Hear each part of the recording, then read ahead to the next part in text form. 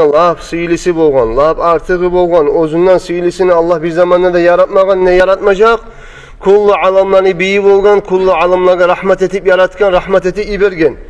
Allahu Teala başlap Resulullah sallallahu aleyhi ve sellem'nin nurun yarattı de bayta.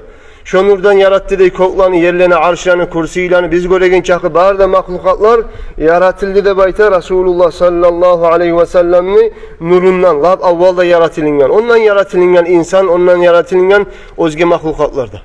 O sevgili kardeşlerim, Resulullah sallallahu aleyhi ve sellem biz bilebiz, avval kılanda, ahir kılanda, lab da in nasilesi. Allah Celle Celaluhu ozunu bek siylagan, ozunu biz süymege borçlu bolgan. Biz Peygamber sallallahu aleyhi ve sellem'ni gerti kuyda, kamil kuyda, ullu kuyda, haşık kuyda süymey turup imanımız kamil bulmay. İmanımız kamil bulmay, kamillikka yetişmey Peygamber aleyhissalatu vesselam'ni gerti kuyda süymey turup.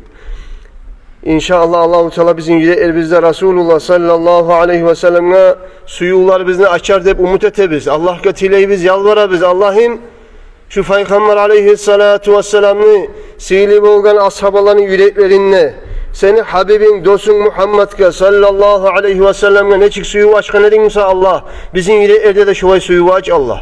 Resulullah sallallahu aleyhi ve sellem'in sünnetin yürü takallardan, sünnetinden yürüyen, yolundan yürüyenlerden et Allah.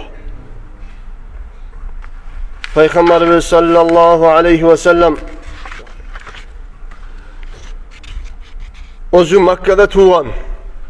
Makka'nın ahlıları barda bile bulgan Peygamber aleyhissalatu vesselam özge yaşlığa oşamayan yaş ekenini. Ne getirgülesi kılığı arı, yemişak, rahmulu, bir de başkalar yemek aytkan sözün buzmagan, aytkan sözünle tabulgan, inanma yaraygan, bizzat ne ozuğa saklama koysan, bir de hıyanet etmeygen, bek adilli, bek tizu hasiyatlı ulan olup tapkan sayalı, barda Makka'nın ahlıları Peygamberine suygan. Sallallahu aleyhi ve sellem yaş zamanında. Bir o bizzatın saklama koyanmışsa, barda saklama koyan zaten Peygamber aleyhissalatu vesselam sana emanet öyle senin kıyına koyayım şunu biraz zaman kadar şöyle koyayım kardeşler. Peygamber aleyhissalatu vesselam'ına Makka'na ahulları at koygan as-sadikul amin. Gerçekçi aminlidir de baytı. Hali elini ne oldu? Allah-u Teala Peygamberimiz aleyhissalatu vesselam'ı peygamber etip dünyalara peygamber bolu ivermaklığın Allah açıkka çıkardı. Oziger Allah'tan vahyi tuştu. Peygamber ekenin bildi, Peygamber ekenin bildir de Allah'tan buyruk geldi.